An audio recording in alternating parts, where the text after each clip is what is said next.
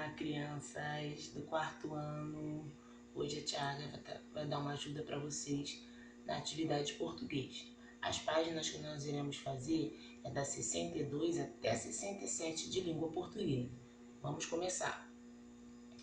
A página 62 e a 67 vem aí falando de um conto muito famoso, que é As Mil e Uma Noites, que tem a personagem Sherazade, que é uma contadora de histórias de contos árabes, tá? Vocês aí irão fazer a leitura dessas duas páginas, tá? Para na página seguinte a gente fazer a interpretação sobre esse texto, ok? Bom, ainda número 1 vem falando para vocês pontuarem algumas características da personagem Sherazade.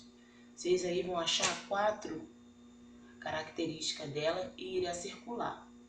Na letra B, vocês irão pontuar aí como acontecia o casamento dos sultões. Como era, né, o costume daquele povo? O casamento era comum, igual nós vemos no nosso dia a dia, ou era diferente? Aí vocês irão responder aí de acordo com o texto, tá?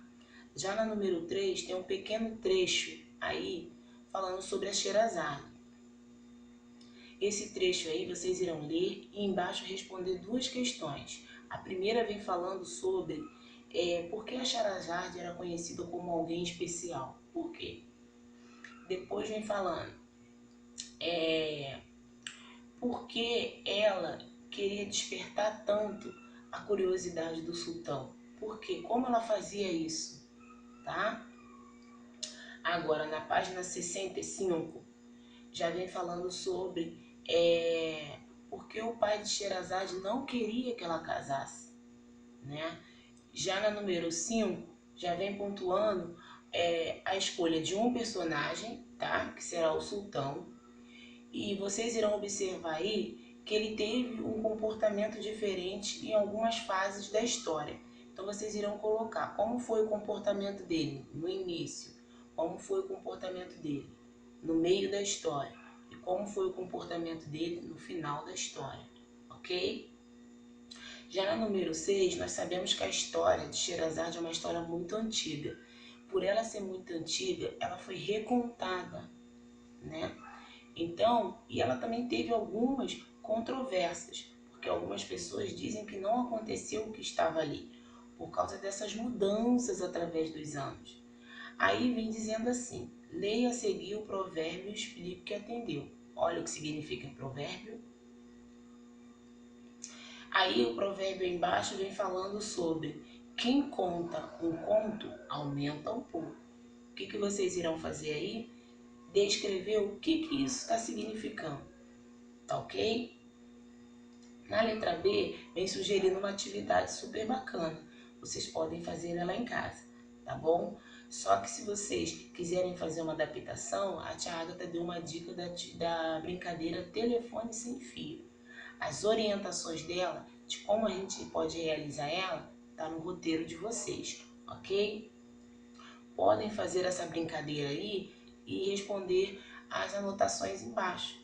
Como foi essa brincadeira? A versão inicial era a mesma da versão final? Passou por todos os componentes do jogo, da brincadeira? Então, façam aí.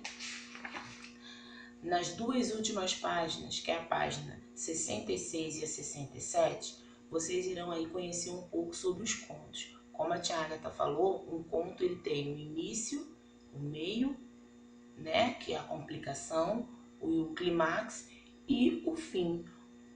A situação inicial é o começo, a complicação é o auge da história, é o conflito.